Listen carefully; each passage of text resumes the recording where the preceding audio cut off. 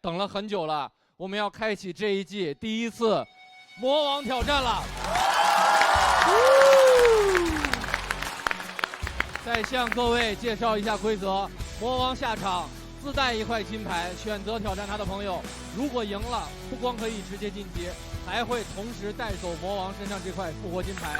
但是如果没有人挑战魔王，或者没有人挑战成功的话，魔王将守护这块金牌成功，在整个第一赛段的结束之后，可以复活一位在待定区成绩较好的一位朋友。那第一轮的魔王出场会是谁呢？他是这个舞台诞生的第一位喜剧之王，也是山西的老朋友。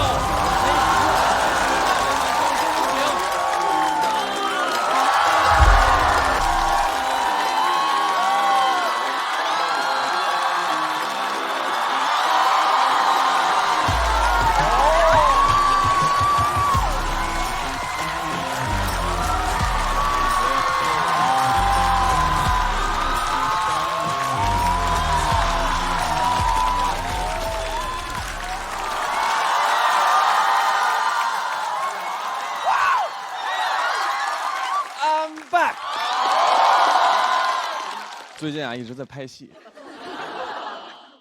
之前呢非常有幸跟博哥一起演了一部电影，电影呢叫《浪浪人生》。电影上映的时候呢，我就去在我演出的过程之中宣传，我说朋友们，你们看没看过《浪浪人生》啊？观众说看过了，特别好，说我在那个《浪浪山小妖怪》里边演的特别好。随着认识我的人越来越多，的确会有一些让我感觉到生活的不便利或者尴尬。前两天我去游泳馆游泳，水猴子，谁说水猴子了？我能找出来吗？我到那儿之后呢，刚想要换衣服，我在更衣室，我刚要脱裤子，有一个男观众就在旁边，他认识我，他就，他就开始表演，但他不跟我说话。现在的观众都是这样，他就发现我之后，他就看着我就，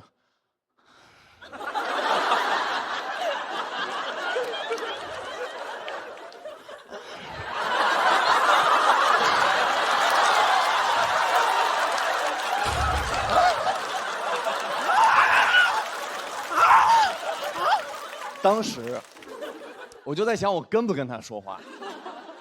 我以前吃过亏，就有一次我走过去看着都是我，哎，您是不是想跟我合张影？他看着我，哦，你谁呀？所以说我也不能跟他说话，我就说那你先脱衣服吧。我就慢慢往下脱裤子，我脱到一半，他突从后面过去了，我赶紧穿上了。然后他就在那儿看着我，我说那脱不脱呢？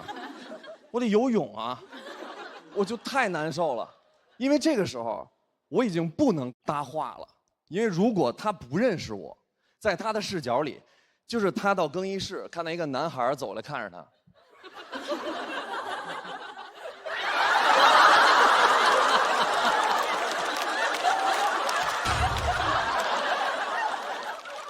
合影吗？就很怪，所以说我就只能继续脱了。就是换上了泳衣，然后他还在那看我。我想我不能一直让他跟我在这种状态里了，我必须得打破这个尴尬。我说兄弟，哎，你是不是想合张影？没事，拍一张。他说，哎呦，不用了，我都拍过了。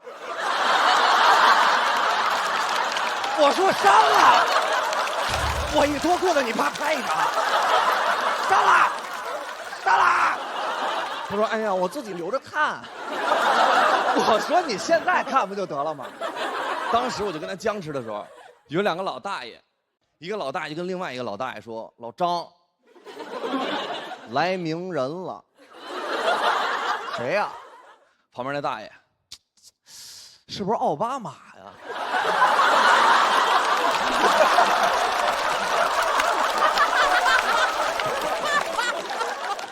当时喜欢我的男孩就特别激动，因为他们都非常爱我，就像那些兄弟，我能感受到他们眼神里边带着那种炙热。过去跟那个老大爷推销我，他说：“大爷，哎，给您2个关键词。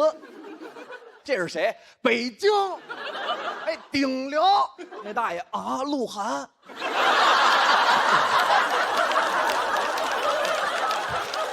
大爷把手机咔就举起来了。我说你别拍了，大爷别拍了。大爷说没有，我发的抖音。我说你别这样。大爷说小伙子，你要想啊，拍你肯定是因为喜欢你，那为啥拍你呢？对吧？哇哦！当时那一瞬间，我就感觉我回到了校园里，碰到了那些就是非常暴力的高年级同学。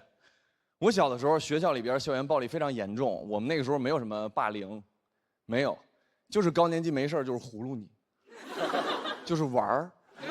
我在学校里走路，我什么都没干，我就在那儿走路。一个高年级上来给我一个大逼斗，我说有何贵干？他说还好意思问，打的就是你刘旭。我说刘旭，我特别痛苦，我就找班长，我跟班长说，我说班长，高年级给了我一个大逼斗。班长说也给我了。我说这也不值得骄傲啊。高年级跟我说，每天让我给他5块钱，要不然就扇我大逼斗。班长说啊，他们跟我说的是每天拿5块钱领一个逼斗。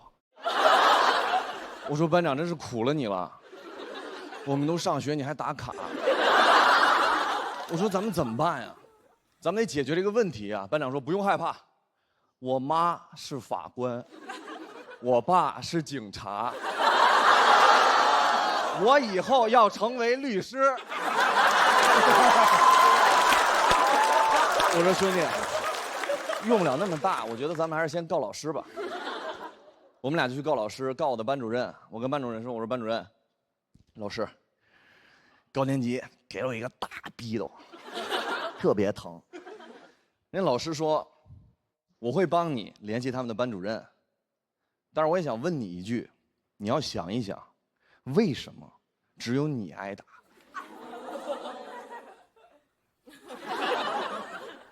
我说还有班长，班长不仅挨逼斗，他还买逼斗，他是逼斗斯。我们俩真的很无辜啊。他说那为什么只有你们2个挨打？这是《受害者有责论》里边最出名的一句话。为什么只有你？为什么只有你？为什么只有你？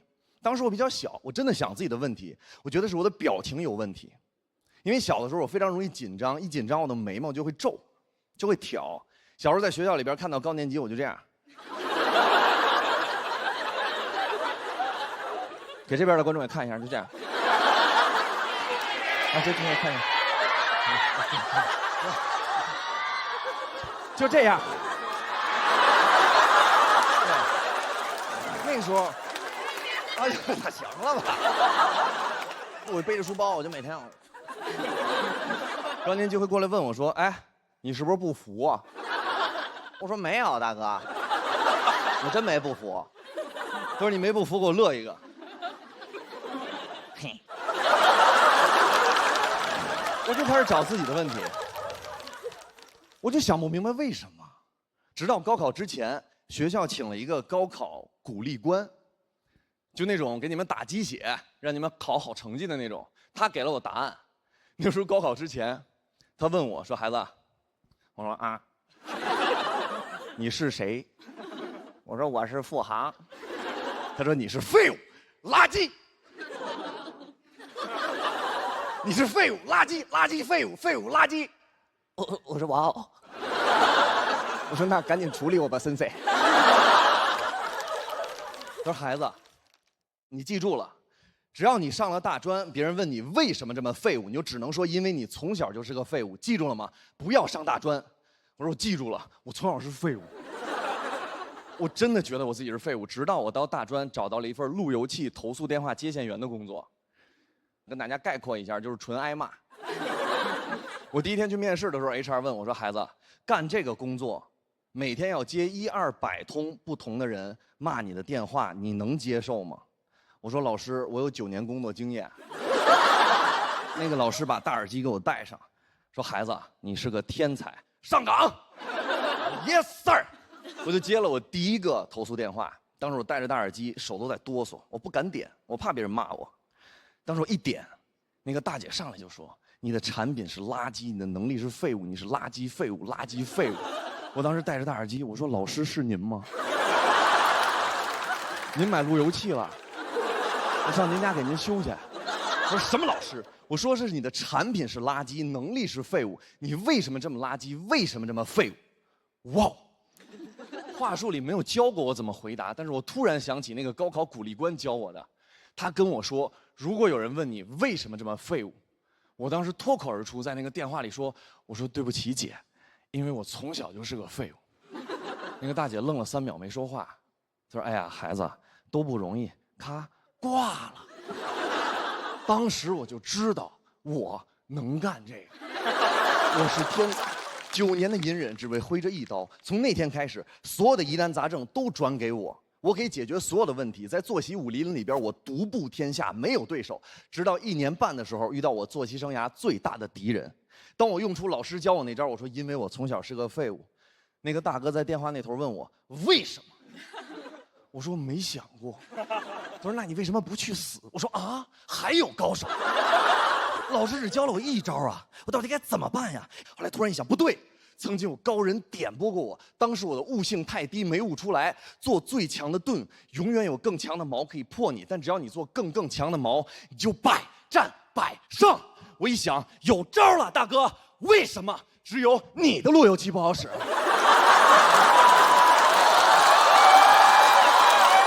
？Why? Tell me why?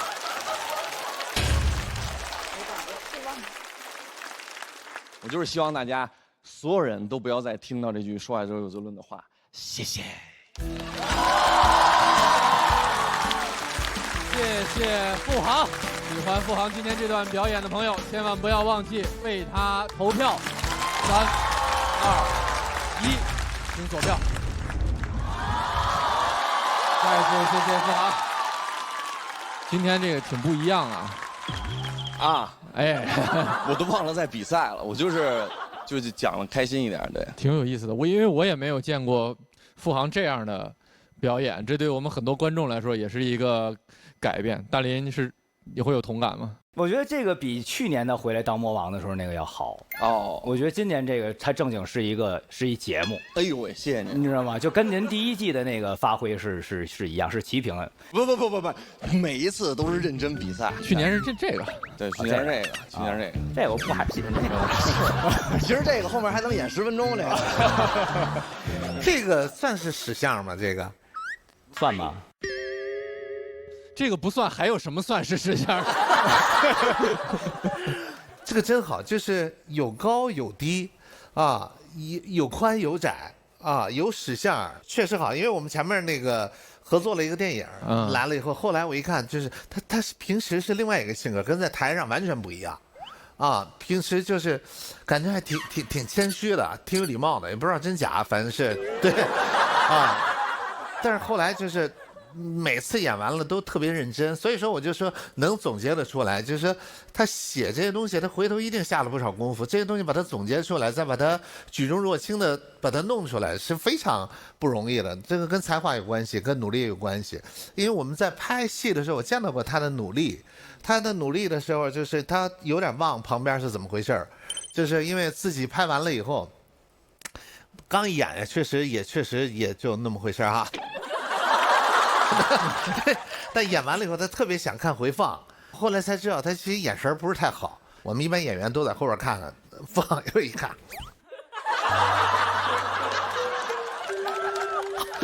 趴过来了，算是都在后边，但是一看那投入是真投入啊！是我第一次见博哥，的确太紧张了，因为就是从小这种就是太棒的这种演员，见到就不敢说话。博哥也是第一时间跟我们就是打破这种尴尬，就是博哥在片场会拿着就是芒果干儿，就是问啊吃个芒果干儿。不是，但不是这个口音啊，不是。这个是史相，这个是史相。当时我就感觉这博哥真好，我一看快到期了，你知道吗？最后听感动了。底色很悲凉哈。对，就是。就是当你是一个老是被否定，或者是你已经习惯被否定，然后你自己也觉得自己这么认为的时候，你多么需要那股反抗的力量。就当你说出你为什么只有你家路由器坏了的时候，我就觉得这句话对我来说也挺重要的。好像我小时候可能也需要有一个人说出这样的话，或者我自己是没有勇气说出这句话的，然后你说出来的时候，我就会被鼓舞到。是我为什么想讲这个，就是因为小的时候我有很多话想说，但是没有办法说。我就希望，如果是小的时候的我看到我在这儿演这段内容的话，他会觉得他还是，就这种感觉。我喜欢这种感觉。对我也不知道什么感觉。因为我刚刚在化妆间第一次见到付航，他是一个喜剧人格跟生活中差别非常大的一个人。我的感觉就是他一上台之前那个瞬间喜剧之人就降临了，然后附体之后。进入到一个特别自由的境界，我也是被感动，所以我刚才拍的那个不在点上，因为就是完全被他给又被催眠的感觉，非常好，而且跟0.7有莫名的神似的地方，就是你们都在有一种在你们自己的梦境当中很美好的感觉。的确30多岁还讲小时候的事儿有点奇怪，但我还是想讲一下。谢谢大家，谢谢大家的热情，谢谢。但是我真的很喜欢奥巴马，就好好笑。这是怎么想到的？我就真的有点像。我发现马思纯都是比较喜欢怪一点的。怪吗？对，这就对了。这就对了。《浪浪人生》里边好耍双截棍的那段，我天，当天给我帅到了，我太帅了那段。虽然练的时候磕了满头蘑菇，但是到时候剪出来还真的好。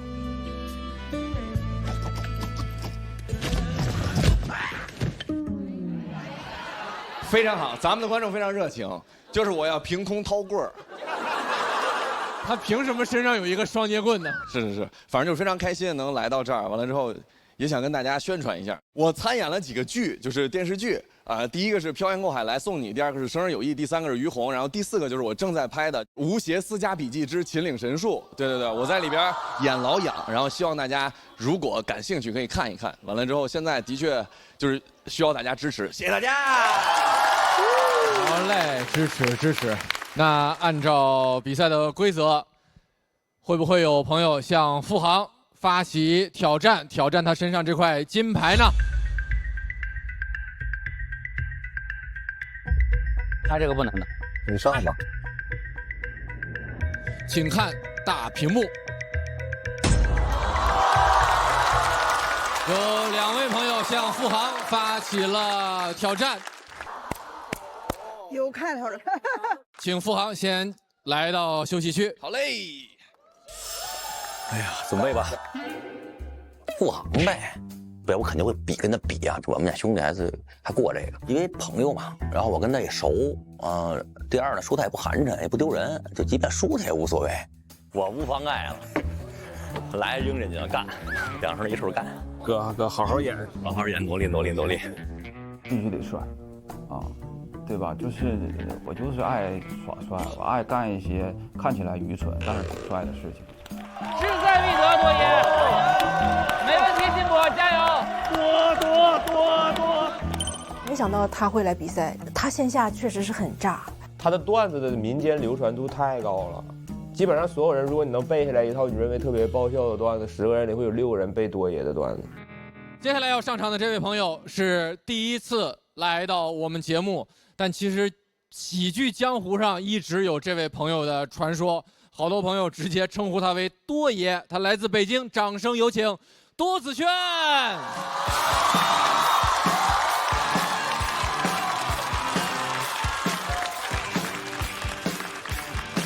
谢谢哥哥。哎，你这泼猴，为师来了。这个做一个简单的自我介绍，也是熟悉一下啊。我姓多，这个不是汉族人，是满族人。清朝那会儿呢，家里也是这个辉煌过的。清朝那会儿，我爸跟我说，北京都是我们家的，见笑啊。可能我爸也是穷疯了，也是。我还跟我爸说呢，我说爸别瞎说呀，北京咱家的。我爸就看着我，他说你不懂啊，咱们祖上特别厉害，是满清正蓝旗大王爷哆啦 A 梦。后来我一想，挺有道理，各位，正蓝旗颜色是对的，各位，挺符合这个逻辑的。我父亲特别好玩，特别生活一人，特别喜欢喝酒啊。他能喝酒喝到什么程度呢？他能把凉菜喝馊了，就一直喝呀。喝完以后干点愚蠢的事情。那天喝大了，给我打一个电话，喂，儿子，嘛呢？我说爸，你吓死我了，跟家里看电视呢。看的什么电视？我说感动中国。谁呀？动中国谁？今天喝，跟他那帮兄弟喝。但是我爸那帮哥们跟他一样，特神啊！喝多了以后特别喜欢教育我，给我上课。就每次来我们家喝多了，看着我，来，孩子过来站这儿来，立正。我跟你爸爸好兄弟，我说的话你往心里去啊。一个男人无论到什么样子，不要被这个社会打磨的棱角。别看我现在脑梗了，我但凡年轻20岁。一定去趟海外完成我的霸业。就听完我都崩溃了。我说叔，您这身体，您这体格都纠结了，现在我走道都费劲。我说你干嘛去？到了海外，咱先办一个低保，我先办一个病退，摧毁他们的经济。我把那水管子拧开了，滴的水，水表不走字儿。大磁铁石我当我门电表上，窃取他们的资源。光干这不行啊，咱必须得做一个正经的生意，瓦解海外的经济。我说叔，什么生意？套圈儿，打气球啊。那我打小我爸培养我当运动员，也是这个有点家国情怀。练这个我的运动很小众啊，叫这个中国式摔跤，你们听过吗？各位？对抗运动，北京啊、天津啊、河北保定。我很小的时候7岁，天津学这个，去还跟我爸哭呢。我说爸，不去学这干什么？多苦啊！我爸看着我，好好练啊，将来你站在了奥运会的舞台上，配着国旗唱国歌，为国增光。练到17，我才发现奥运会都没这项目。奥运会。后来也是这个不干这个，因为那高危行业。后来干这个发现呢，还不是那个行业。其实那个行业还好，无外乎于外商，这行业是内商。所以心态得好点。我就发现我门口那帮大爷大妈，他们心态特别好。你能想象一个70多岁老头晨练蛇拳，这是龙拳有犄角，蛇拳先舔的，犄角一顶人就飞了。我说大爷，我说秃子，我不是傻子，我这拳法能干嘛？毫无实战性啊！真查架呀，跟发生口角了是吧？今儿打死你，哎呦来劲儿，嚯，顶死你！这还好，我能理解。就特别理解不了大妈那玩意儿练的特吓人，用手拍自己还一边喊，你们见过吗？啊，不陌生吧？我门口一大妈，今年快70了，凌晨4、5点，胡同里一站就跟鬼似的啊，天天往这一站，嗨嗨嗨，啊！3姐那么后背，3姐当我后背，就来这个，吓一跳吧，特别吓人。我就问大妈，你告诉我3姐是谁？你告诉我，我现在我掏他去，我现在。后来大妈跟我说呢，3姐就是压力，用声音呢就喊什么都行，大衣柜你喊什么都成，用声音呢缓解自己的负面能量、负面情绪。我试过一回，真管用。有一回我一哥们找我演出，挺偏一地儿，我去啊，马路上我溜达，挺开心的。对面一哥们电动车送东西，走逆行。你说第一，你走逆行是吧，挺不安全的。第二，您撞着我，你跟我客气客气，我也不讹你，咱也不是那人。就这哥们特没有礼貌，张嘴就骂我，嘿，大秃子。我压死你！你跟卤蛋似的瞎溜达，我给你黄压出来，给你黄压爆了，给我骂乐了。当时给我气的吧，嗨，3姐来！一句话，拿捏，麻了，哥们蒙圈。我一看这意思，给拿住了，加一块16秒。彻底拿捏，你哥们电动车上，哥，赖我，错了，临走给我带了200块钱，吃的都给我了，200块钱一份麻辣香锅，没有米饭，真的，谁欺负你们，对吧？哪个领导、老板压榨你、剥削你，到这不让你下班，让你加班做那个愚蠢的 PPT， 一个领导就说PPT 是吧？吓死他！谁敢麻烦你？谁敢让你做 PPT？ 那全舔喽！领导还得琢磨3姐是谁呀？3姐，对吧？这我爸跟我说的，人的心脏手掌心这么大个儿，能装多少事儿？这屋有一位算一位，都有愁事儿，我还有愁事儿呢。刚来上海过安检查我4回，没让我进。该释放就释放，该爆发就爆发，去他地！梭哈，谢谢各位。谢谢多子轩。喜欢多子轩今天这段表演的朋友，千万不要忘记为他投票。3、2、1，请锁票。其实多爷这一段在线下巨炸，他是不是经常在北方演，在南方感觉有点水土不服啊。谢谢多子轩。为啥选择了挑战付航啊？都哥们儿，没事儿。我跟多子轩之前很早就认识，我们一直在北京演线下。多老师呢，今天所表演，就是他所有的呈现和表演都比他在日常线下里收了80%到70%。他今天只展示了20%。他平常的演出是那种动作要比现在大好多倍，完了之后是非常有感染力的。今天可能是第一次上综艺节目，稍微有点收敛。谢谢。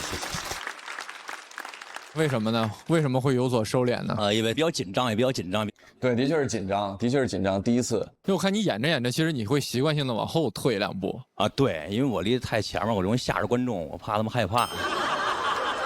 其实大家听他这个表演的方式或者口风，其实咱们就是北派喜剧吧。我这提出一疑问啊，就什么叫北派喜剧呢？这是一个，因为这个就是北方嘛，就京津冀东北一带啊。我希望把这帮好的演员呢，但是南北方语言有差异，确实有差异啊，可能是有多少微有一点水土不服。对。下次放点出来吧。不能看出来，其实能看出来，这个要是放开了是什么样。是，而且就是功力有多深，大概能看出来。是。一站在那儿，那点东西啊，其实你一看就知道这是在台上有过力量的，而且就自己的特点非常明显。我觉得这一点我就非常喜欢，就是你一看就是能记住。但我估计唯独可能忘了的是付航。就小时候我这么一看都北京人，小时候扇你大逼斗那个，一看有可能是他。因为您溜溜达达的，其实那个不会让我们觉得会害怕的，就是你会给一种很悠哉的感觉在上面，然后你再多出来点，说不定那个是你最舒适的状态。那我们请多子轩先到休息区，而接下来要出场的这位朋友是很多观众都非常期待他今年的演出，因为他一直有一双发现丑的眼睛，而今天又会有什么新发现呢？掌声有请金博。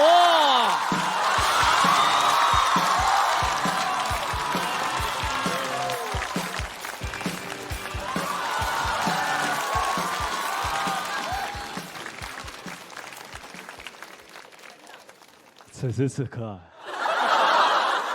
现场尊敬的各位来宾。没错，今天我就是本场的最后一个演员。大家好，我叫辛博，你们好。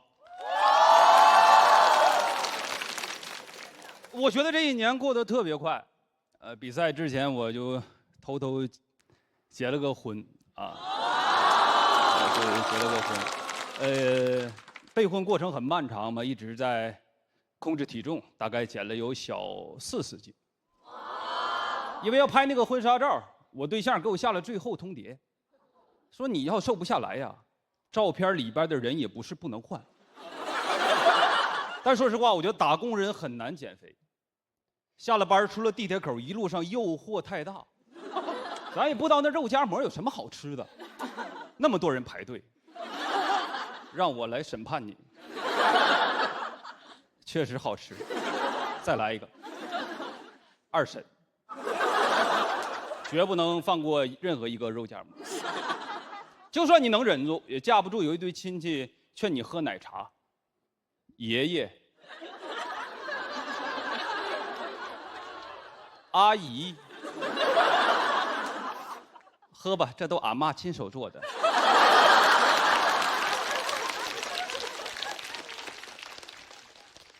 我说行吧，就喝一点点。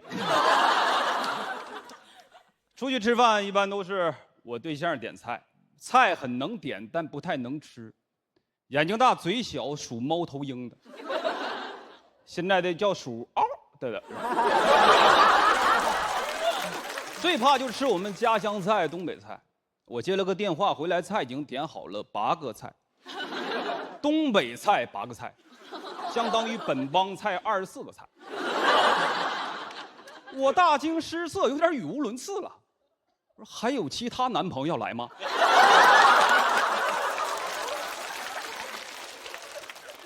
我还没开始，他就吃完了。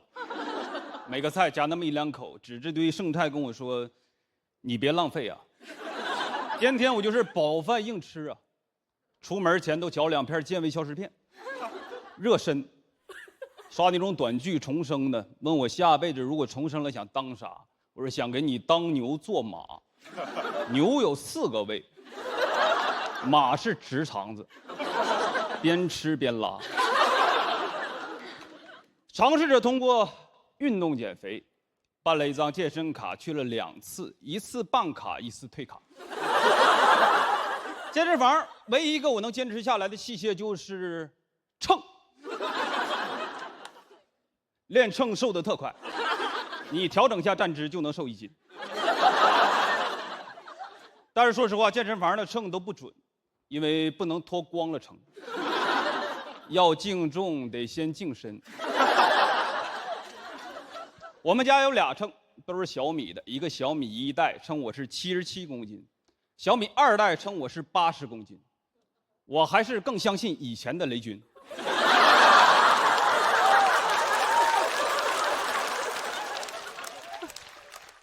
还是喜欢有氧嘛，就自己跑步。刚开始配速很慢，经常会受到智能穿戴设备的羞辱。我这边正拼尽全力呢，他问我：“你已经停止训练了吗？”自动把我的运动类型归为了徒步。为了提高配速，我就骑车跑步，很容易超速。我对象减了25斤。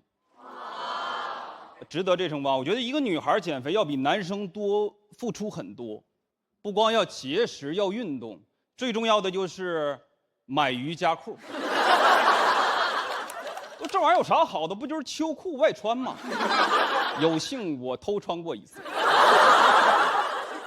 贼翘，卡戴珊也就那么回事儿。你这往上一提呀，我就发出2声呱呱，对着镜子我都看乐了。我说这谁能不喜欢啊？大庇天下寒士俱欢颜。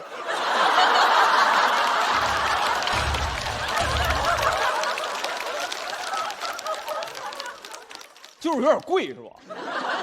跟我说你不懂这个好，这个穿了之后无感。我说不穿也，不穿还能流感。官网上最贵的一条已经涨到1080了。我说这咱必须得买。这穿上之后屁股就是1080P。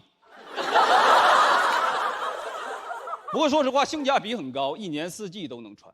冬天我问他不冷吗？说这可厚了。夏天我问他不热吗？这可薄了。运动只是辅助，核心还是管住嘴。决定6点之后不吃任何东西，一般会坚持到11点左右，放弃。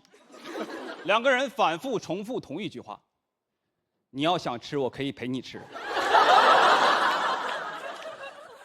最后决定各退一步，我陪他吃螺蛳粉，他陪我吃螺蛳粉。没错，就点1碗，这样可以通过护食来控制对方的食物摄入。异口同声的对对方说：“你少吃2口吧啊。”汤都喝了，腐竹没吃，腐竹热量太高。我们在减肥，在这儿我要给所有的螺蛳粉店家提一点忠告：花生米呀，数量得是偶数。管不住嘴赖谁呀？都怪淘宝闪购，给我发那么多红包优惠。本来下了单也犹豫，刚要点取消，已经送到了，送太快了，跟预计时间不一样啊。后悔都来不及后悔，也不能总吃，就早点睡，睡着了就不饿了，但是饿的睡不着，一关灯4个眼就发绿，猫都绕着我俩走。他问我猫啥味儿？我说你要是想吃，我可以陪你吃。我们说的是猫粮。越想睡越睡不着，就躺在床上幻吃。婚礼结束当晚，我就要把我失去的一切都吃回来。什么热量高我吃什么，我要喝普通可乐，加糖，喝糖的饱和溶液。我要吃炸串蘸地沟油。我要点50个外卖，让外卖小哥排队来闹洞房。减肥太难了，就这一次，以后我俩再也不结婚了。谢谢大家，我是辛博。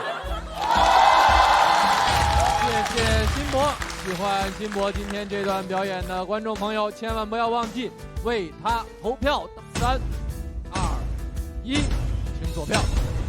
谢谢辛博，先道一声新婚快乐啊！谢谢您。哎，那这节目这个准备跟这个婚礼什么的，互相之间有冲突吗？没啥太大冲突，就是基本连轴转了，结完婚度完蜜月，然后就来节目了。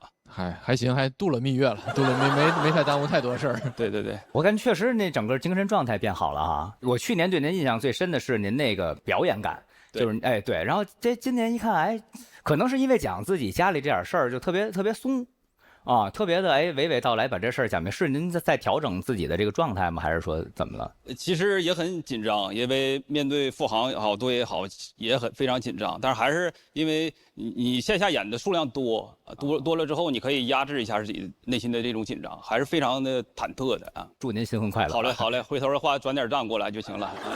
这不给你随份子了吗？好嘞，谢谢。我觉得辛博特别勇，因为上一集我记得你就一直在和付航说，你说我们俩什么时候能来一场，然后追到了今年。其实你们俩的风格差别挺大的，可能你未必知道那个结果一定是 OK 的，但是你还是会很在乎这个过程吧。我反正就觉得你性格里有很刚的一面。我觉得1年只有1次跟付航同台的机会，我不可能把这个机会让给别人。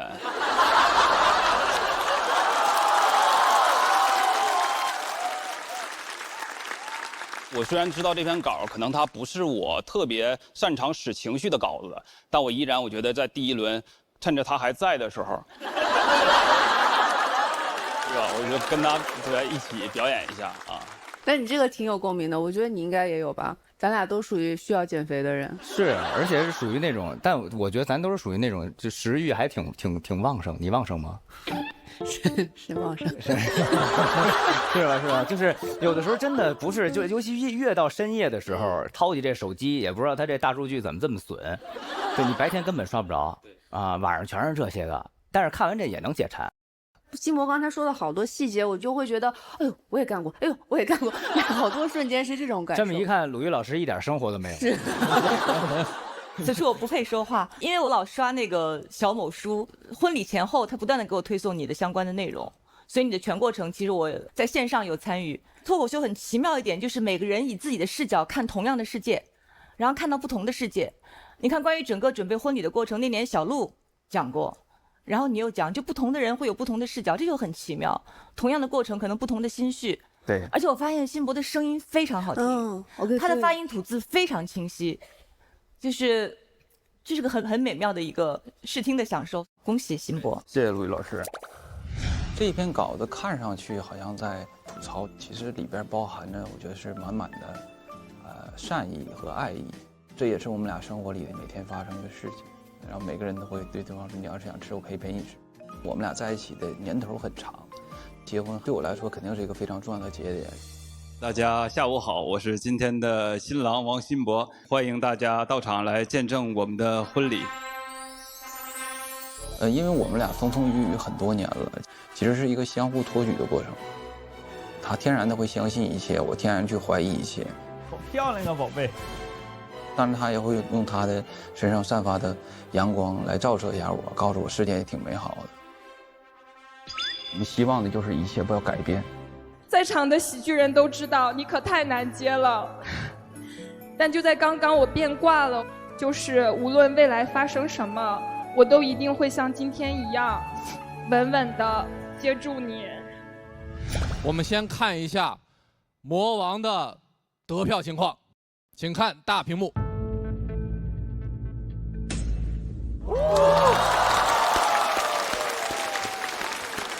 213，这个分数很难超过啊。其实我们现场满分只有220分。多子轩和辛博中是不是有人能够超越付航的分数呢？请看大屏幕。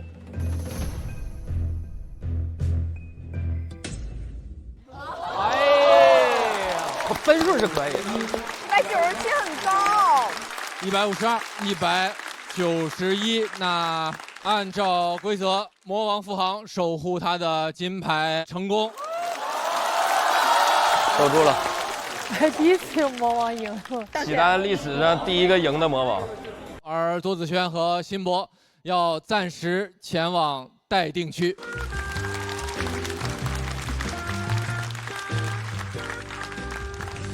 他的专场叫《江湖儿女》，绝对就值回票价，这都完全值回票价，绝对是线下之王级别来的。这回我来，我为啥我还挺开心的？就学习嘛，学习，然后这个快乐，然后还认识一帮好朋友，确实紧张了。咱也不要找原因，你不行就是不行，这得认，爷们儿，得认。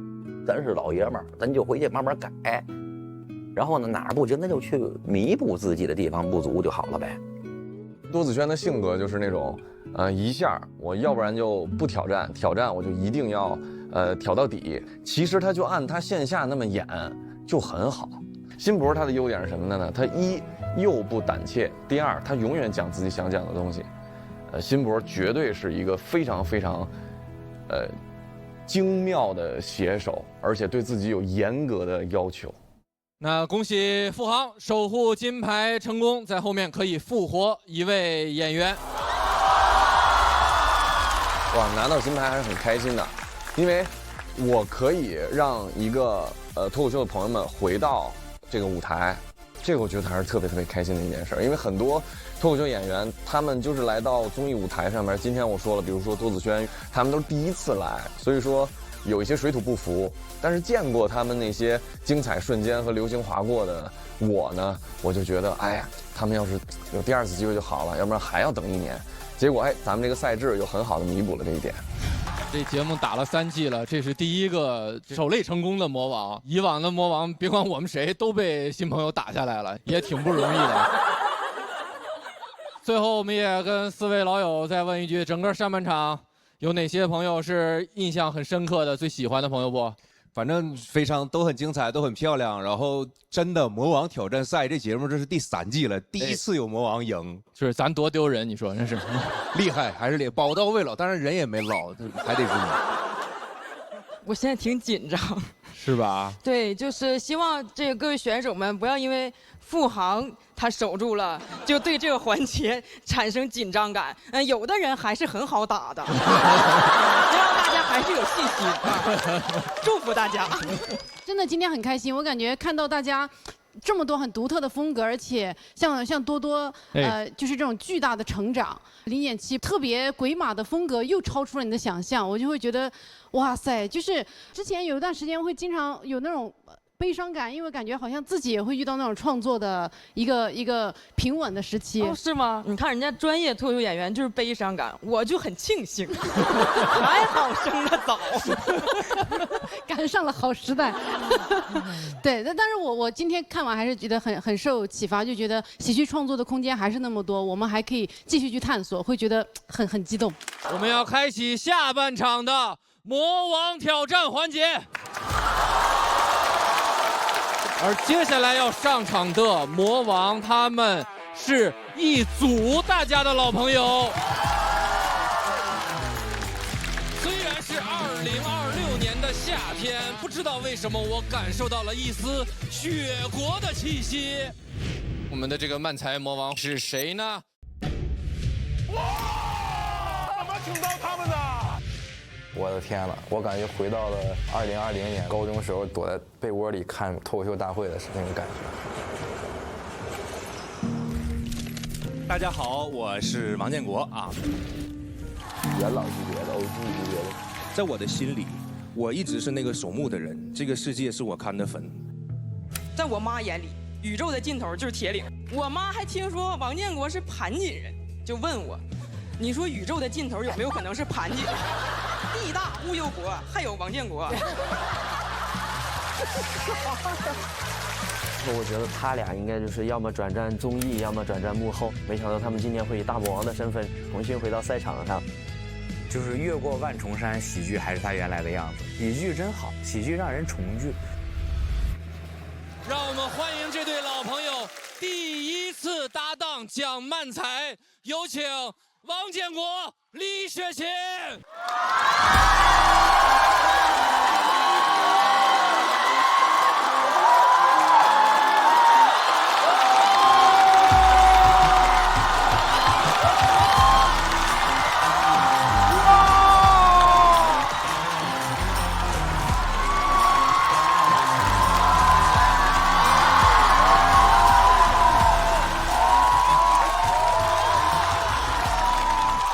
大家好，我是王建国。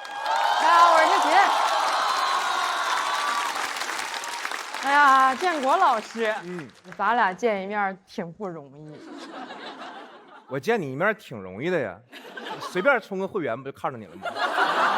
你看你这话说的，你不充会员，那广告里更有我。老雪，你变了啊！以前多实诚一个人啊，现在你好那个，我好啥呀？你好星期六。有点正事儿，咱俩今天舔俩老脸站那块儿还整个组合，你不说要讲漫才吗？这倒是真的啊！我甚至呢把我们组合的名字都想好了。啥？我们的组合就叫昨天晚上我梦到我太爷和我太奶了。我太爷和我太奶呢两个人一起过来找我聊天，一开始呢聊得还挺开心的，但是也不知道为什么就越说越生气，越说越生气，到最后两个人联手打了我一顿。你这是个名儿？贺着号，死去的 CP 又来攻击我。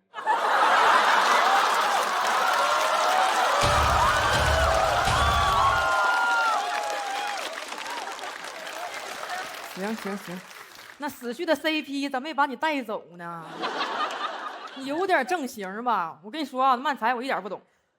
漫才很好理解的，通常就是两个人给大家站在这里演绎一个比较虚构的故事，比如说就是我演一个过气的喜剧演员，生活里头就没招的站在舞台上就苦苦挣扎。虚构的部分在哪里？咋说话呢？那没准我明年我突然就大红大紫了呢。啊，虚构的部分在这里。老雪，你过分了啊！开玩笑的，你别往心里去。是那未来的事儿谁知道呢？未来的事情我知道。我收到了一封信，是50年后的自己写给现在的我的信。你看人不红啊，是容易疯。我把这封信带来了现场。你还真有。国仔你好，见字如西兰花。不是见字如面。我现在正在断碳水，所以就不能提面这个字了。还长。国仔，我是50年后的你呀，你一定怀疑我的真实性吧？我现在就证明给你看。我说个事情，我们最爱喝的酒是25斤装的，25斤也太沉了吧？是的。酒是沉的香啊。是我。国仔，首先聊聊我们自己吧。这个时期的你，一定总因为写不出东西来，天天急得直跺脚。相信我，未来就不会有这个担忧了。呀，行啊，未来你灵感大爆发了。未来的我只剩一条腿了，没法跺脚。未来这么惨吗？倒也不用为我难过，我现在一双袜子能穿2天。心态倒挺好。国仔，未来50年后的今天，人类实现了永生。为了永生，鸡蛋7个，矿泉水8个，无糖可乐3个。永生的配方好朴素啊！王姐结婚2000，取件码5637，一会儿别忘了倒垃圾。不是你拿人家信当便签了？你说点重要的。王姐结婚随多了。永生，咱是永生。为了永生。记得保持身体健康，减肥吧，国仔。争取活到50年后。因为永生的手术是按照体重收费的，你知道我的一条腿是怎么没的了吧？哎呀，这就为省点钱。那咋了？想省钱你还不容易啊？想省钱用淘宝闪购啊！而且悦享会员还能享受1对1急送。你商务多，你也不能说加就乱加呀，人家信里头说的是大腿的事儿。我说的也是大腿的事儿，淘宝闪购才是真大腿。专业。找不着了，跟丢了。你这商务加的，国仔，告诉你个好消息。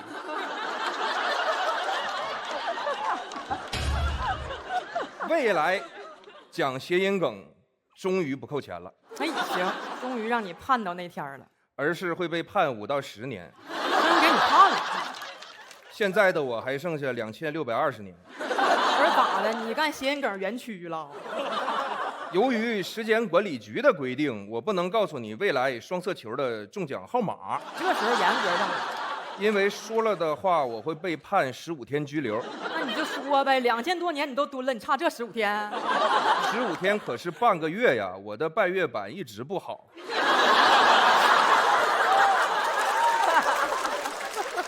就是今天的我造成的。说说身边的人吧，赶紧吧。你应该多了解了解雪琴。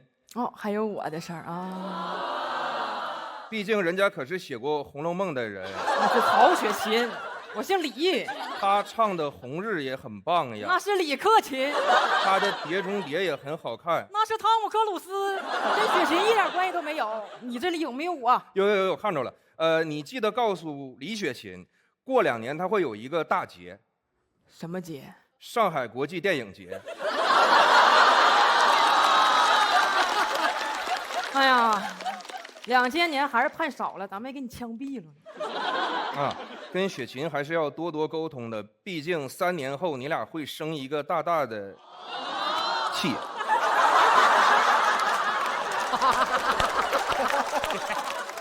我现在就能生一个大大的气。生气的原因是因为你说话大喘气。生气的原因是因为脚好痒。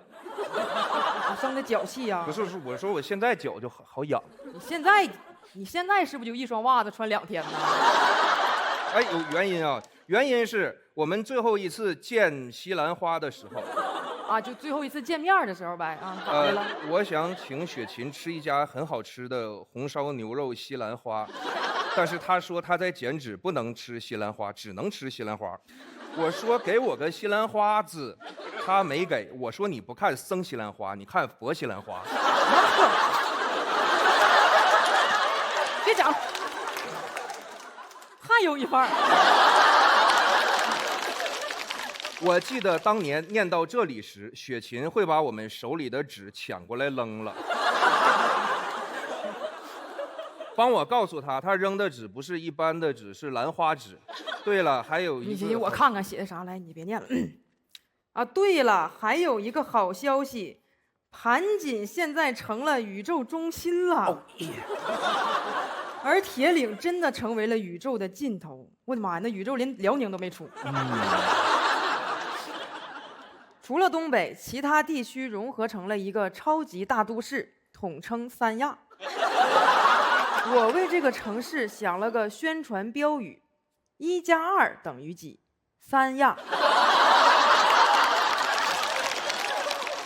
没算错呀。当年我们总想着从东北走出去，现在机会都在东北，但很可惜，我却再也回不去了。好悲伤。因为啥呀？因为我还在坐牢呀！你该呀，谁该？还有逻辑，有这还有逻辑。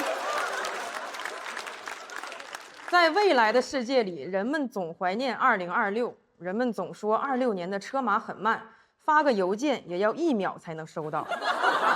人们还在担心自己会不会被 AI 取代，其实 AI 不会取代人类，人该累还是会累。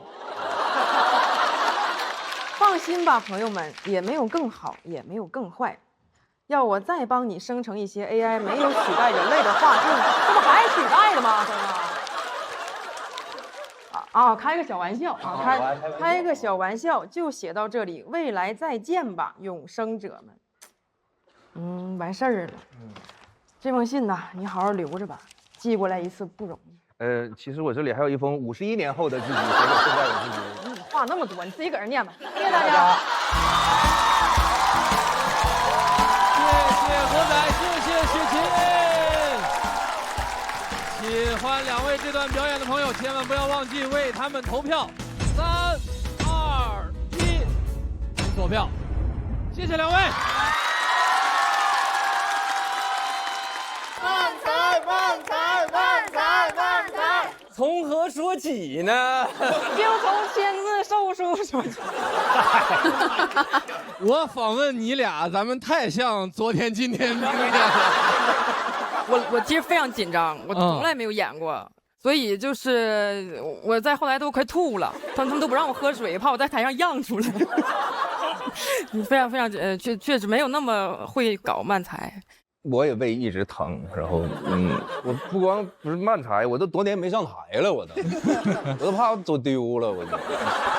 而且你俩其实没有搭着演过，没有。好默契啊，这事儿没有。哎，你看，我没有，我就是没有。6年过去了，还是爱看这些玩意儿呢。这个我还真是没想到，这是第一次合作呀。对，第一次合作啊，在我印象里边，你们俩好像老合作，怎么感觉？口头合作呢。我这到现在我还记着，就是挺早以前的了。那时候反正在那说的时候，你那时候还习惯手一直搭在一个麦克架上。对对。然后就是这永远是以包袱存在，是吧？再也不扶话筒架了，上旁边必须得有人搭着啊，太美了。是纯利用，纯利用。哎呀。啊，我就一直这样看他们俩，就好高兴啊。对，然后我刚才脸上绽发出了很多观众一样的那种。就是我刚才拍的那个点是建国在那找字儿，他们俩一块在那找字儿，就有一种那个年迈的夫妻俩的感觉。找不着了，跟丢了。因为那个很明显是真没找着，然后我知道，就是很可爱，然后又有点心酸的感觉，就是，然后我就突然想到那个雪琴第一次来上脱口秀大会吧，对，第3季，对，然后想到那个时候的你们，然后想到现在，就是有很多画面，包括那个时候的我自己，就好多画面会浮现出来，真挺好的，我们看贼开心，贼温暖，谢谢，而且很浪漫，会觉得不是说我觉得不是 CP 的那种浪漫，而是文本里面的，然后你们俩自然的一种默契的那种浪漫感，哥们儿嘛，哥们儿嘛。其实我觉得那个大伙儿觉得浪漫，其实是怀念当年的我们自己。尤其从国仔身上看到一股那种生涩，那高中生，你现在是南大。你这2句话其实就差了4、5年呢，高中生还是南大呀？你不都永生了吗？不差这4、5年了啊！是，得嘞。这还挺好的，让人。实话实说，2个人演是比1个人演还是要不那么害怕一点。对，反正感觉丢人2个人分担的那种感觉。对，你当年跟张博洋不是这么说的，是吗？我们俩大概1+1等于0.5。对，我们以后还是好好自己讲吧。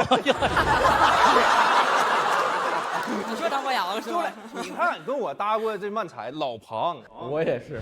大家好，我是庞博。大家好，我是王建国。我们是日抛兄弟。有一个算一个都还行嘛。但是国仔中间那块儿，我能看出来是真忘词儿，或者是真没找着。是没找着。但是那一下，反正比你自己讲脱口秀不担心，因为我觉得你旁边有个人，是他一定能帮你兜一下，一定能帮你找着。他真帮我找，我真帮我找着了，我是在这里。所以这个升华出来了，这个漫才跟小品之间的东西，你知道，它是有人物了。鲁豫老师也是全程一个长辈慈祥的笑。对，终于明白什么叫姨母笑。你知道我当时也是就很感慨，觉得哎呀，很多年过去了，他们俩配合太好了，所以我当时就想，一个成熟的演员，一个优秀的演员跟另外一个人，他们俩在一起合作就是能有火花。所以那是什么样的好演员跟什么样的好演员能够在一起是1+1大于2的？比如你们俩，其实博洋也很好，可是如果2个人的，我自己感觉2个人的舞台人格都是那种极怪的怪咖的话，有点犯冲。所以找到2个好演员是互补型的，特别合适。我感觉得是，包括他们，其实他们今天这个文本我也特喜欢啊，看训哈，包括这个啊，包括它的内容是，而且他们俩这个搭配我觉得特别好，就是就是建国自己给自己写信，然后雪琴帮着一块儿瞅这个，其实这本身就会让大家不自觉的就有一种特别能够沉浸其中，因为它是一个特平时一事儿，然后还加入一点微微的科幻元素啊，这个特好。这个本子是谁？您二位谁写的呀？我们一块儿传，然后没有我就改2句，主要是他，然后还有一些其他做漫才的朋友们，非常好的朋友们。哎，但是为什么您二位不选用之前特别习惯在舞台上那种就是平时说脱口秀的方式，然后再说呢？就为什么一定要演一个东西呢？其实你们俩站台上各抒己见不也挺好的吗？因为我们俩呀单独说呀，谁也写不出来稿子。你说巧不巧？哦，没想到吧？不来了。哎，分则铿锵瘪肚，合则天下无敌。没有。分则只有我吭哧瘪肚。很好，那比赛还是要继续的。有没有朋友会发起挑战呢？我们请看大屏幕。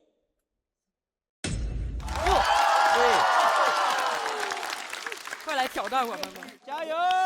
去吧！加油！慢才！好！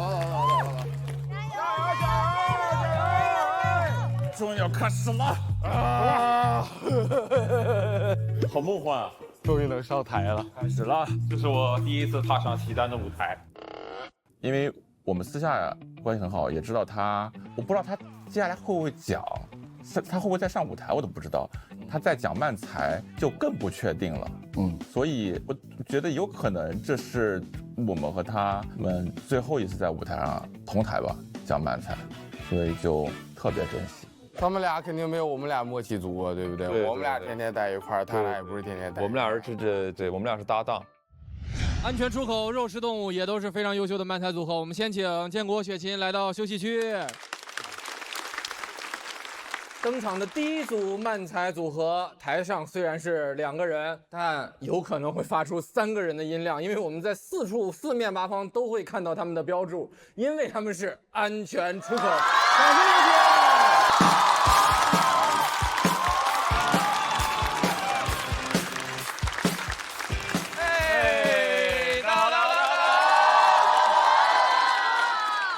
哎，大家好，我是王灿。大家好，我是大队长。我们就是安全出口，大家好。哎呀，好开心来到这里，真的。哎，欢迎来到这个喜剧之王漫才季啊！哎，确实啊，挑战魔王啊，我们作为一个节目新人，是，感觉有点冲动了。但是我觉得这样很帅，你们觉得呢？啊，因为我最近经常看那种格斗比赛哦，就那种 UFC， 不知道大家有没有看过？哦，看过。里面有很多中国选手都很帅，你像李景亮是都认识吧？张凯丽都认识吧？张伟丽，张凯丽都穿足力健了，还打格斗呢。张伟丽，拳王特别的帅，中国力量，特别羡慕他们，是吧？哎，我就今天特别想体验一下那种当格斗选手的感觉。哦，哎，想演一下格斗选手的一天，怎么样？可以啊，那我们就来一下，好吧？格斗选手的一天，跟我有什么关系？啊，醒了啊！要不今天不去了吧？大学生啊，大学生啊你，勤奋一点，勤奋一点，勤奋一点。哎，洗漱，刷牙。哎呦，干呕。啊，带了个假牙。带假牙你刚刚刷毛线啊？刷假牙不就行了吗？刷假牙啊！哎呀，刷假牙就别呕了。这样，我来演你的教练啊，我带着你练，好不好？不然你还得吃早饭。训练我啊！这个明天的比赛非常重要。好的，教练。今天要对你进行一个特训啊！你觉得教你泰拳怎么样？泰拳好啊，是吧？就那个吗？哎，这什么泰拳？泰拳很刚猛啊，讲究用你的双拳、双肘、双膝、双腿去发力。啊，用这4个部位发力。明白了，教练。明白了，站起来。谁让你同时发力了？不会没关系啊，看着我教你。首先，双手护头，核心收紧，哎，重心在你的2腿间来回移动，差不多呢，就是能是这样吗？干嘛中场休息你上啊？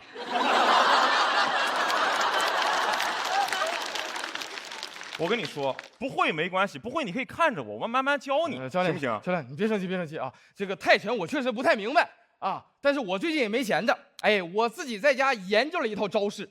你研究了一套招式？是一套掌法。哦，以你的名字来命名的。我的名字叫做大队长。你研究了一套大队长？哎，顾名思义就是将2个手掌对到一起。然后呢？别打了！这是大队长吗？这不大老王吗？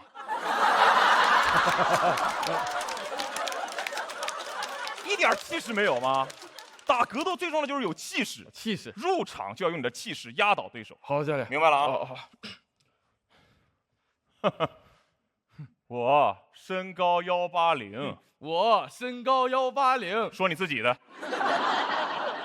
我体重160，我血压170，我臂展185，我臂展UP主。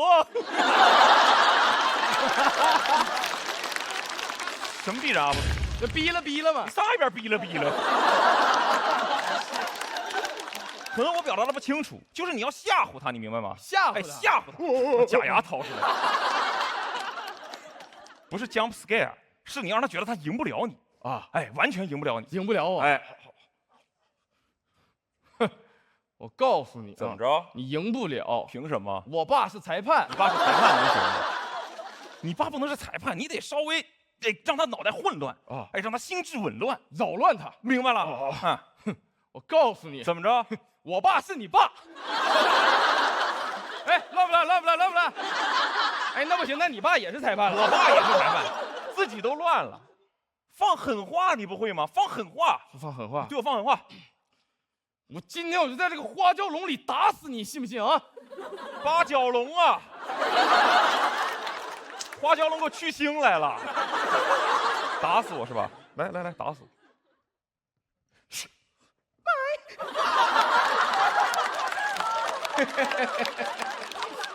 麦都给打掉了。来，继续打。别打！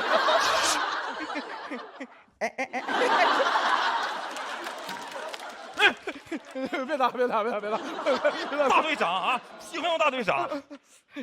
哎，宝贝儿，打比赛呢啊，快被打死了！爱你，么，爱你。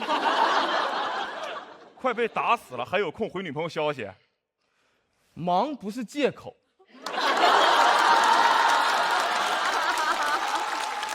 没有回不了的消息，只有不爱你的人。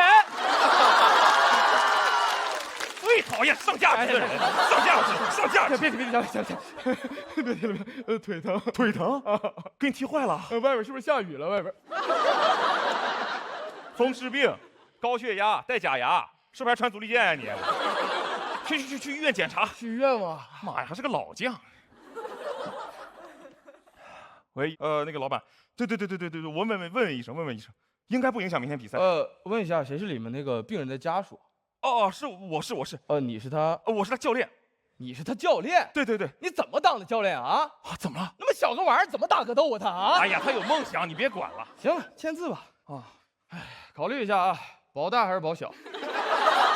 保什么大小？问你保大腿还是保小腿？大腿没了，小腿留着干鸡毛啊！放家里供着呀！这是屁股，这是小腿。你别激动啊，这里是荒诞了，这里是医院啊，不要大喊大叫啊！我们已经做过检查了啊，病人的脐带已经完全撕裂了。韧带呀，脐带撕裂。今天之前他跟他妈妈一直连在一起。你别说这，喂。有情况啊？啊？咋了？哦，不需要，谢谢。骚扰电话接这么认真干什么呀？病人什么情况吗？病人什么？病人叫什么名字？叫王灿。王灿是吧？正在手术中。但是好像出了一点小意外。咋了？哎，他出现了一个这个大出血的情况。这不是小意外啊！现在需要这个紧急换腿，换血了。你是 O 型腿不 ？O 型血，换什么 O 型腿呀？谁换了 O 型腿这么打格斗的？儿子，我儿子呢？王灿母亲，我儿子是不是出事了啊？他在手术，对不起，我就知道。您怎么知道的呀？本来跟我连一起，连得好好的，人没了呀！真是期待啊！期待！谢安全出口。喜欢这顿慢才的朋友，千万不要忘记为他投票。倒计时，3、2、1，请锁票。掌声再给安全出口。谢谢。为啥会挑战国仔和雪琴？因为就是想，就是大家漫才都凑到一起，然后能好看一些嘛。然后也是和这些老人们，不是老前辈们，能荣幸和前辈们同台，很荣幸。是，我们就是感觉，如果说要让大家看到漫才的话，那干脆就让大家能够不间断的看到漫才是什么样的。其实安全出口也是组合蛮长时间了，对不对？是。你们在一起，哎呀，这话好怪。你们一起工作多长时间了？快5年了吧？啊，对，21年的夏天组成的漫才，已经是有第2个专场在演了，对不对？哎，是的。要不要跟大家介绍一下？叫赶趟，还挺好笑的。希望大家都能来线下支持。对，感谢。还有海量余票。怎么样，大林？这对漫才感受如何？因为我从小就知道漫才这种艺术形式嘛，甚至说我小的时候去大阪旅游，还专门去买票去看了漫才。因为我不懂日语啊，一句都听不懂，确实不明白。但是看2个人那个在舞台上那个感觉是很像相声的，所以我就一直特别关心这门艺术形式。我很希望，在咱们的舞台上能有特别优秀的漫才组合出现，而且到最后您这个表现确实也都很好。漫才本身这种人物之间的互相转换啊，是吧？这个上下台速度特别快，而且到为什么最后你们俩掉了一个这么站呀？因为在我们俩的理解中，其实漫才没有一个说是什么固定的站位啊，只是我们觉得需要切换一个场景的时候，这样可能会更加的顺畅一些，更容易理解。对，观众会知道，换了个场景了，大概是这么回事儿。那所以说这个也没有一直就是固定谁是纸人谁是怪人，是吧？其实是有的，来回也有一些变。对，但我们2个喜欢这样，我们2个之前都是做那种就是来回互换，就是在一个本子里面会互换装傻和吐槽的这么一个形式，规定谁是那个傻。对，但是好像就是可能我们能力也有限吧，因为去年在另一档节目被快这个就别说了呀。鲁豫老师也在，你也来这边了，少说2句。去年也对我们做出过中肯的评价啊。台上有人装傻，真省事儿了。是。他们俩双吐槽双装傻，然后我觉得今年特别好的一点，我实话说是叫低开高走，慢慢就渐入佳境。中间你的那个东西掉了嘛，然后你瞬间把它拾起来，一边还就正好是一个手机的一个对那个衔接的，甚至我认为那是设计，因为衔接的非常好，说明你现场是很自然的。对，是能够掌控这个舞台的。那个一定是舞台就小事故对吧？他那个麦克风掉下来嘛。是，没事，我们出过更大的舞台事故。而且特别巧，昨天我刚采访完张伟丽。张伟丽，不是张凯丽。我这儿再说一小插曲啊，我去年扮演过一个人物，就叫王灿，扮演我母亲的就是张凯丽。不是大队长。那没毛病了。我觉得那个王灿特别有一种动画人物的感觉，你特别像个动画人物。我像什么？动漫人物。耳朵不是。光嗓门大，耳朵不。卡通人物。对，卡通人物就很可爱，然后你做很多动作就会很浑然天成的一种。他说很浑然天成。谢谢老师。你也很漂亮。这种话放心里就好了。没有冒犯的意思，王灿像一小动物，就是很那种土拨鼠，是不是？我就觉得，哎呀，真是，因为我为什么会觉得很好，是在于那个麦克风掉下来是一个舞台事故，但是他把它处理得很好，他后面接的又是他整场最打破很多东西的一个大包袱，就会所有事儿、所有气都往上推到一起。我甚至会想，不出这个舞台事故或者没处理的这么好，那个包袱、那个梗也不会这么精彩。可能是喜剧之神降临了。对。拔这么高吗？那一刻，可能北野武来到了你身上，他找到安全出口了。他行，谢谢安全出口，谢谢各位，谢谢。请来到国仔雪琴旁边。热闹的，这个座第一次出现了热热闹闹的感觉。安全出口那个也，就是巧妙，那个保大腿还是保小腿，你说这是怎么想出来的呢？这种人，他上过小学吗？我感觉他们的段子有一种没被知识污染过的那种感觉。我俩是那种会在教室前后追逐打闹，被老师拎到窗口去上课的小孩。我没有他那么喜欢恶作剧，但他就天天给人恶作剧。恶谁作剧了？就是我们两个人下雨了，在地铁里面，但我们俩手上都有一把伞。他说剪刀石头布，谁输了谁把这把伞打开，站在地铁里。然后我就输了。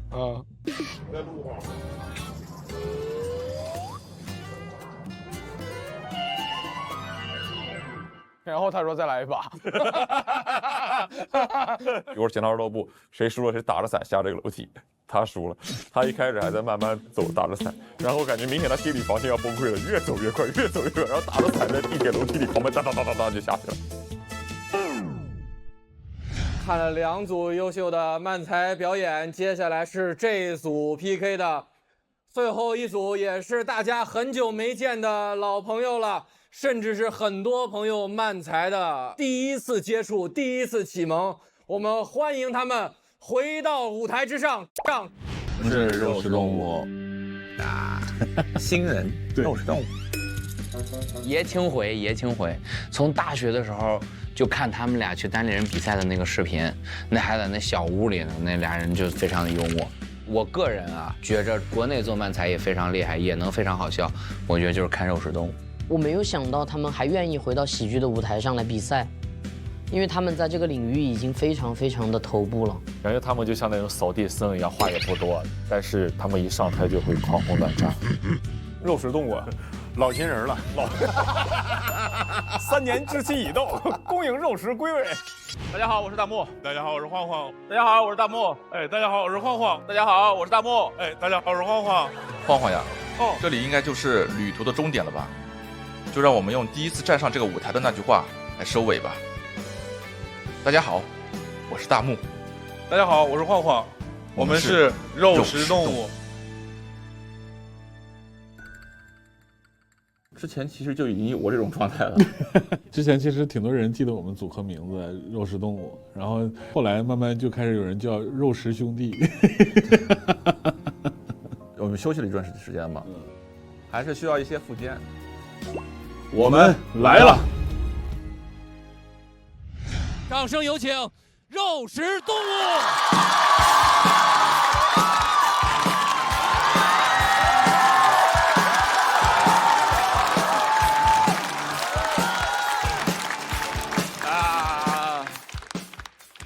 哎，大家好，我是大木。哎，大家好，我是晃晃。我们是肉食动物。哎，确实好久不见。哎，对，我们休息了一阵子。是的。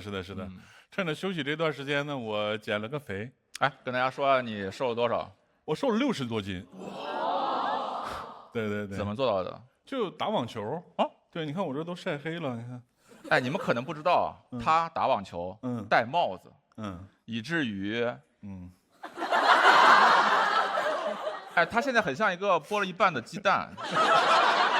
不是，当时啊，就是妄图防晒了。这么草率啊？对，因为你看现在我打网球嘛，所以我就想演那个漫画啊，网球王子。可以啊，我演王子啊。我演网球是吗？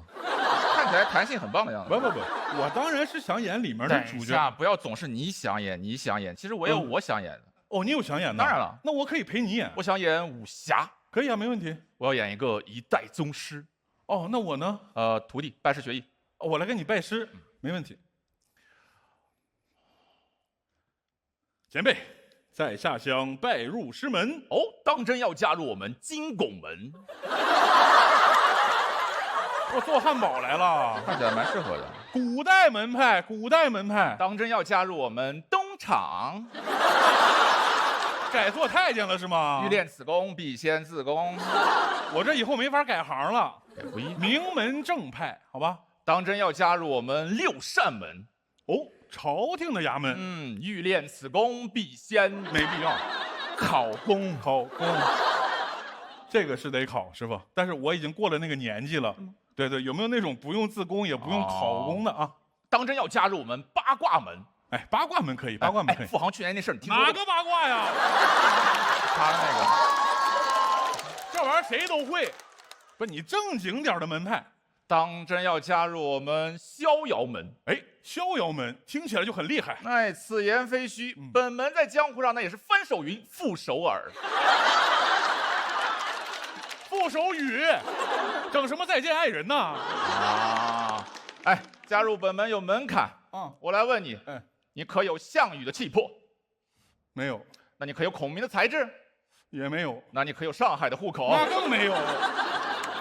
那孔明和项羽他也没有。不是你要加入，你这也没有，那也没有，你有啥？我有钱。加入了。不是，师傅，你这也太草率了吧？哎，以后你就是我们逍遥门的人了。哦，好。为师送你个外号。哦，还有外号。以后你就叫逍遥子。哎，这个名字不错，师傅。那您叫逍遥父，当我爹呀？你误会了啊！你那个紫啊是紫色的紫，我们门派是按颜色分的。不是你忽悠谁呢？那其他人叫什么呀？比如你大师姐啊，叫逍遥子子。师傅少刷点短视频好不好啊？听不懂你在说什么？真是。逍遥子，哎，为父送你个礼，为师送你个礼物。哦，还有礼物，送你一匹坐骑。哎，可以啊。听没听过人中吕布，马中赤兔？赤兔，吕布，吕布啊，有骑吕布的吗？你傻呀！你骑吕布，你就是人上人啊！那我骑赤兔，我还夯爆了呢。你这体格，你骑赤兔，赤兔不拉完了吗？那我也不要吕布。不是吧？你得送我点有用的东西，有用的。来，哎，为师送你一粒丹药。哎，丹药可以。行走江湖难免跌打损伤，这个药可以治你周身伤痛啊。哦，这是为师用不精草、洛神花、分心木炼成的。哦，这是布洛芬。没有用。布洛芬是中成药是吗？饭后吃，不要喝酒。别，师傅，我这体格我不需要。对啊，哎，你这体格你需要司美格鲁肽啊。我打完了，打过了吧？打过了，反弹了？没反弹啊，就挺好的，师傅。不是，师傅，你呀，得教我几招武功，好吧？为师教你3招。哎，3招可以。第一招铁布衫，铁布衫可以。亲，看这个匕首了吗？哎，叮叮叮。嗯，铁布衫2个字的秘诀。自信。自信。来，让为师看看你的自信。叮，哇，这么自信？那当然了，师傅。你刚说你瘦了60斤，我看他们那个反应是完全没看出来呀。哦，怎么样，师傅？现在外面人都看 Sketch， 没人看漫才了。你吐槽不如吕岩。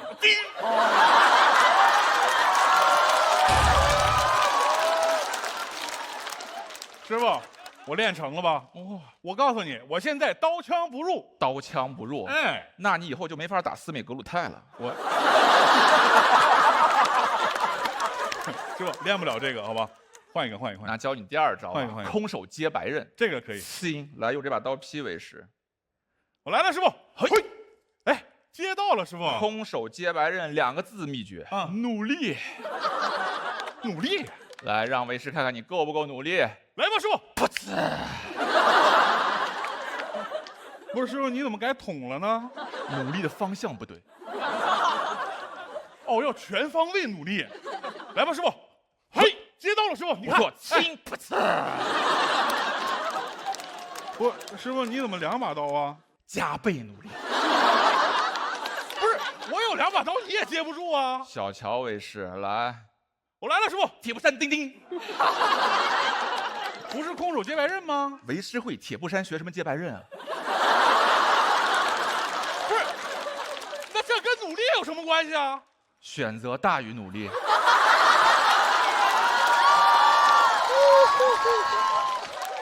你这玩意儿我练不了。愚钝。那教你第3招。第3招，暗器。暗器可以。暗器2个字秘诀。情商。情商。为师这把飞刀。第1排中间这位小哥哥，对，就是您少侠。为师飞他一刀。飞中了，他会大喊一声啊咻！你看。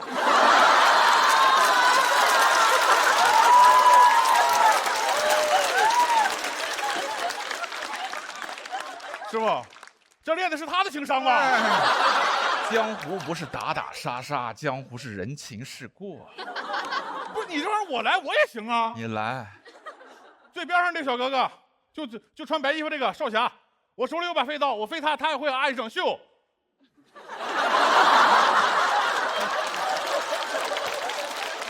哎，看为师的咻！你看。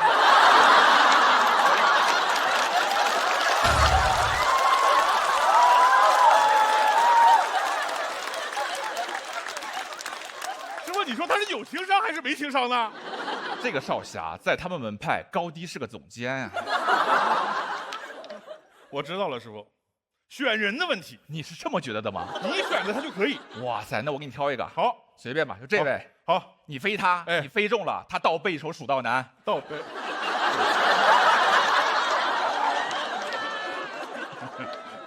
你来，你来，师傅，你来。小乔为师，看好了。秀弟啊，你会铁布衫啊？好自信啊！还是你情商高啊？那看不是，他凭什么会铁布衫啊？你大师姐逍遥子子。谢谢大家。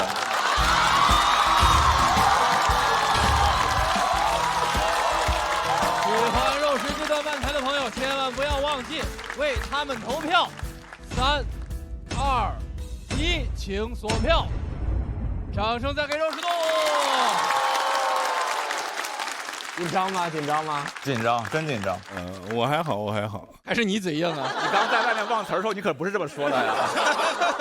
反正演完了。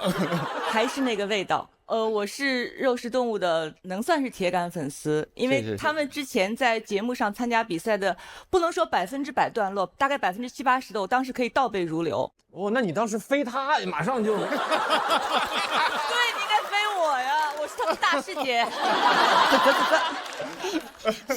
作为一个老粉丝，我还有一些段落能够记得，其中有一段他们俩就是点外卖嘛，然后晃晃说：“哎。”我要1份烤鸭。听你这个声音，1份烤鸭应该不够吃。这你也能够听得出来。还有什么？我们这儿有佛跳墙哦，都有什么？我们有如来佛跳墙、弥勒佛跳墙，这么具体吗？哦，还有仿佛跳墙。什么叫仿佛跳墙？就是仿佛又跳又仿佛不跳的样子。我的天哪！感谢。非常感动，此刻熟悉的味道又回来了，欢迎你们回来。谢谢。这应该说出了小马老师的心声，是吗？最后的时候，我就说跟着卢玉姐一块儿说，其实都记得。然后咱俩下次演一段模仿他们俩肉食动物。哎，我觉得你们俩组一对肯定是 OK 的啊！真的，这太逗了，这太好了。来吧，来。现在吗？这得练，我们俩练，有点期待了。对，我们在第3期的时候会看到这个节目。那你呢？我就给鼓掌啊！我就在下边给你配个“吧”。我今天看到你们，就像刚才鲁豫姐之前说，脱口秀开始，感觉这个夏天才真正开始。然后看到你们俩的感觉，就是你们的肉食动物回来，漫才回来，感觉脱口秀才完整。好，谢谢，真的很开心见到你们。谢谢。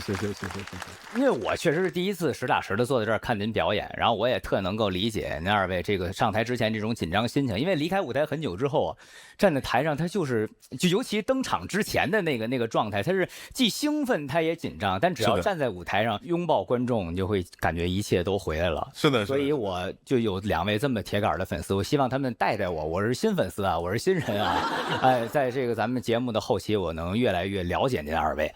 好，感谢。对。我是之前就听说过这个漫才的，算 OG 了吧，是元老了，应该是。我觉得他们在享受舞台，纯享受舞台，因为在舞台上的这个节奏，纯2个人的这个节奏，一个是长时间的默契配合，另外一个就是自信，包括跟这个玩弄观众。不是，对，因为你太知道那个节奏该怎么做，以及观众的回馈了。我应该说，在国内看到的真的是就是很完整的、很好的、很标准的这种漫才，因为漫才真的是挺不容易的，就是想把它弄好，真的是非常难的一件事儿。对，因为其实我们最后这一段的时候，我们也很紧张。对，因为我们不知道观众会是什么反应。你刚刚说不紧张？不是，就是最后这一块的时候，因为有一些 backup。对，我们是有大概5个方案。对，他了，他不啊？对，来回这种。然后，所以说你根据他们随时变的。对，我们甚至还遇到过，我飞出去，那人躲了一下。包括这一次也是，我们不知道台下观众会是什么样的反应，就觉得说，那如果要出了其他状况，那就死在台上啊。你来。开玩笑，开玩笑。能看得出来，我们漫才演员的这个舞台塑造、表演能力也挺强。他俩也演过电影，我向您诚挚推荐啊！年会不能停，年会不能停里边。对，演了2个非常奸诈的反派的这个领导和他的小弟。这次为什么决定要挑战国仔和雪琴呢？就是好久没见了，我们上节目第一次就是跟国仔同台。对，我们把他给拉下了。如果我没记错的话，那个仿佛跳墙，仿佛没跳墙，就是打赢我和张博洋的关系。大木在台上仿佛要跳，又仿佛没有要跳的样子。博洋在底下，我们仿佛是要走的。他俩可能就打习惯了，就是不打有点。对，一听说有建国，我们就那得挑了，得来呀。很久不见了，我们当年托4吧，对，托4。然后这么久，然后回来见到建国，就觉得再来一把呀。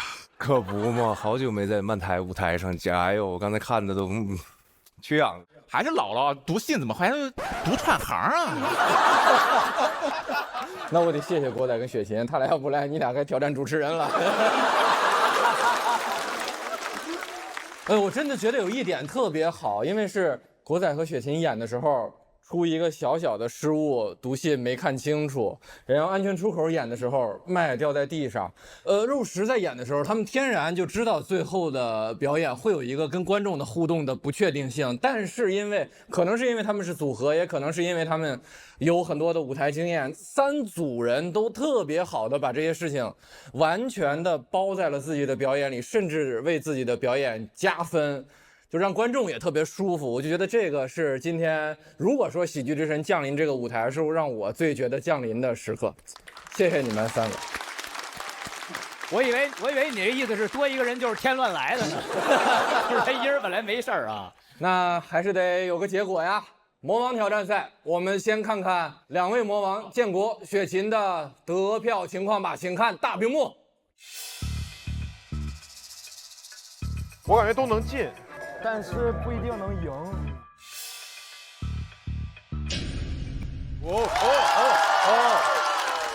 206。那我们把安全出口请到舞台中央，和肉食站在一起。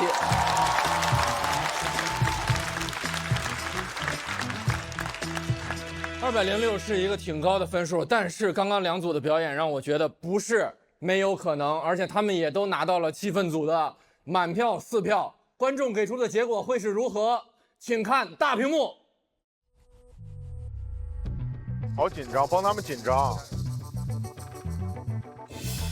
我感觉都不会低。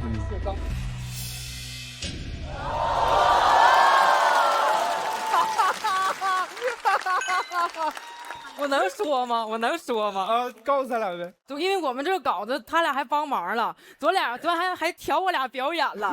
我说那你们明天仰头就挑战你俩。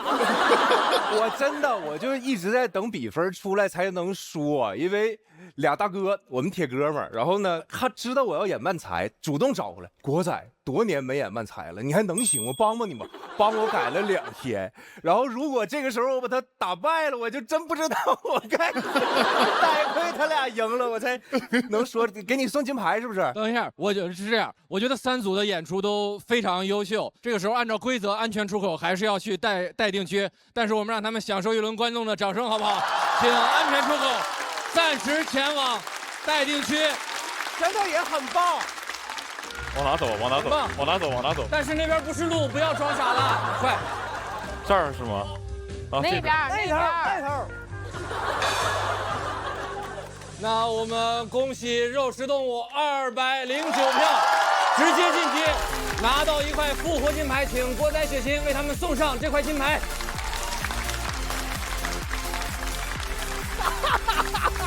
哎呦！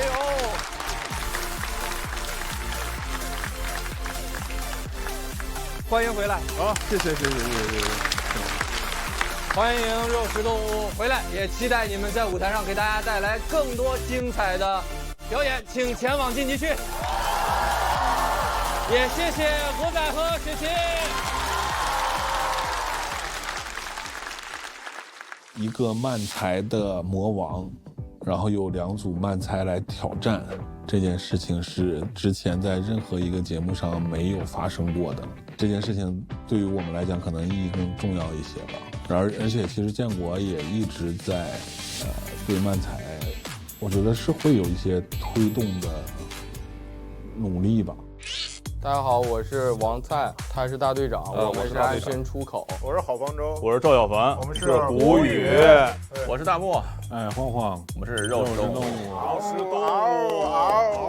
嗷，这是他们之前登场动作，好羞耻。19年跟20年的时候。您那次讲课都跟我们说了，想一个上场动作，当时是这样。这就是你们想出来的上场动作。我当时写漫才，刚开始做漫才就是看了他们的演出，然后从他们身上学了一个大概的创作思维，就是一个中文漫才大概是应该怎么做。在舞台上要有一个演员的样子，这个是肉食做的最好，有范儿。他们俩往那儿一站，你就知道他们两个是演员，站在台上定住，不要到处晃，不要晃。我不知道我这个统计准不准啊，我可能也是听说了，就是当时脱4之后，大概有个300对，大大小小300吧，300对漫才吧，现在估计可能50对，那不至于，应该100多，100吧，100多一点吧。对，感觉上，对，就是真的大家就不玩了。希望这次有3组漫才站在舞台上演，可以让更多想要讲漫才的人更有信心吧。让漫才再次伟大，太大了，哇塞，目标太大了，再次伟大吗？上次是什么时候？可能蒋斌又补一条，今年的目标是让漫才重新回到观众的视野里。一直也没做过吧？这个好。哦，原来一直没有吗？在肉食动物在的时候赢了。别，漫才一直在观众的余光中，余光中啊，扣分。乡愁，意大利乡愁。意大利乡愁和木，来，下一个问题。爱情。